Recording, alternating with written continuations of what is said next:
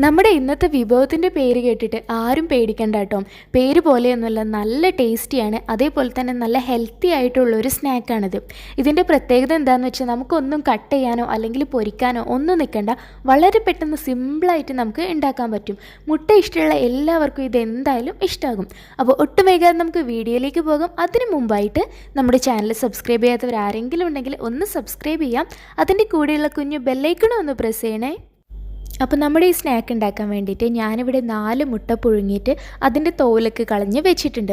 ഇനി നമുക്കിതിൽ ഓരോ മുട്ടേനെയും 2 പീസായിട്ട് കട്ട് ചെയ്ത് എടുക്കണം. ഇപ്പോൾ ഞാൻ എല്ലാ മുട്ടേനെയും ഇതുപോലെ കട്ട് ചെയ്തെടുത്തിട്ടുണ്ട് കേട്ടോ. ഇപ്പോൾ ഇത് ടോട്ടൽ 8 പീസ് ഉണ്ടാകും. അപ്പോൾ നമുക്കിനി ഇതിൻ്റെ എല്ലാം ഈ മഞ്ഞക്കരുവില്ലേ അത് വേറൊരു ബൗളിലേക്ക് എടുത്ത് മാറ്റാം. അപ്പോൾ ഇതിൻ്റെ വെള്ള മഞ്ഞ നമ്മളൊന്ന് സെപ്പറേറ്റ് ചെയ്തിട്ട് വെക്കാം കേട്ടോ. ഇനി നമുക്ക് ഇതിൻ്റെ ഈ വൈറ്റ് പോർഷൻ ഉണ്ടല്ലോ അത് നമുക്കൊന്ന് മാറ്റി വെക്കാം. അതിലാണ് നമുക്ക് ഫില്ലിങ് നിറയ്ക്കേണ്ടത്. അപ്പോൾ നമുക്ക് അതിനാവശ്യമുള്ള ഫില്ലിങ് റെഡിയാക്കാം. അപ്പോൾ നമുക്ക് ആദ്യം ഈ മഞ്ഞക്കരുവില്ലേ മുട്ടേൻ്റെ ഇതിനെ നമ്മുടെ ഫോർക്ക് എന്തെങ്കിലും ഉപയോഗിച്ചിട്ട്, ഫോർക്കോ സ്പൂൺ എന്തെങ്കിലും ഉപയോഗിച്ചിട്ട് നന്നായിട്ടൊന്ന് പൊടിച്ചെടുക്കണം.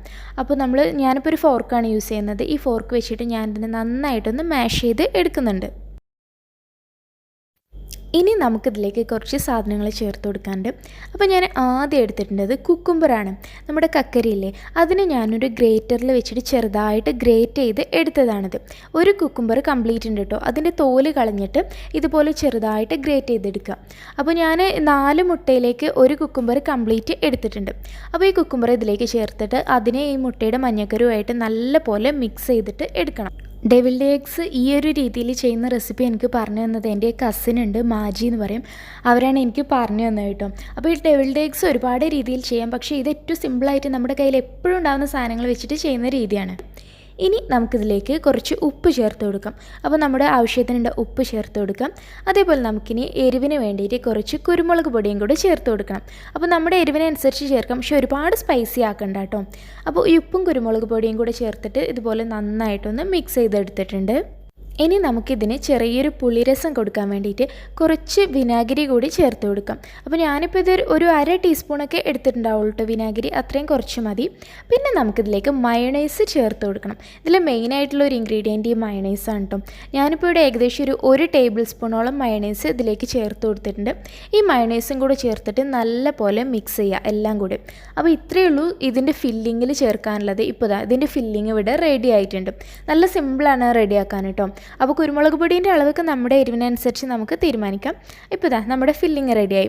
ഇനി നമ്മൾ നേരത്തെ മാറ്റി വെച്ച മുട്ടയുടെ വെള്ള ഭാഗമല്ലേ അതിലേക്ക് നമുക്ക് ഈ ഫില്ലിങ് ഒന്ന് നിറച്ച് കൊടുക്കാം. വേണമെങ്കിൽ നമുക്ക് ഒരു കുഴിയില്ലേ ആ മഞ്ഞ പോഷൻ ഉണ്ടായിരുന്നു അവിടെ മാത്രമായിട്ട് നിറക്കാം. പക്ഷേ ഞാനിപ്പോൾ അതിൽ മാത്രമല്ല ഇതിന് മുകളിൽ കംപ്ലീറ്റ് ഞാൻ ആക്കി കൊടുക്കുന്നുണ്ട് കേട്ടോ. അപ്പോൾ ഇതുപോലെ നമുക്ക് ഈ എല്ലാ മുട്ടേനെയും ഒന്ന് ചെയ്തെടുക്കാം. ഇനി നമുക്ക് ഇതിനെ ഒന്ന് ഗാർണിഷ് ചെയ്യാനും അതേപോലെ കുറച്ചുകൂടെ ഒന്ന് എരിവ് കൊടുക്കാനും വേണ്ടിയിട്ട് ഞാനിവിടെ ഒരു നുള്ളു മുളക് പൊടി എടുത്തിട്ടുണ്ട്. ഞാനിപ്പോൾ കാശ്മീരി റെഡ് ചില്ലിയാണ് കേട്ടോ എടുത്തിട്ടുള്ളത്. അതിനെ എന്നിട്ട് ഇതിൻ്റെ മുകളിലൂടെ ജസ്റ്റ് ഇങ്ങനെ ഒന്ന് വിതറി കൊടുക്കാം. ഒരുപാട് വേണ്ട, കുറച്ച് മതി കേട്ടോ. ഇനി നമ്മുടെ കയ്യിൽ ചില്ലി ഫ്ലേക്സ് ഉണ്ടെങ്കിൽ അതിട്ടാലും മതി. പിന്നെ ഞാനതിന് മുകളിൽ ഡെക്കറേറ്റ് ചെയ്യാൻ വേണ്ടിയിട്ട് ഓരോ മല്ലിയില വീതം കൂടി വെച്ച് കൊടുത്തിട്ടുണ്ട്. അപ്പോൾ ഇത്രയേ ഉള്ളൂ, നമ്മുടെ ഡെവിൾഡ് എഗ്സ് ഇവിടെ റെഡി ആയിട്ടുണ്ട്.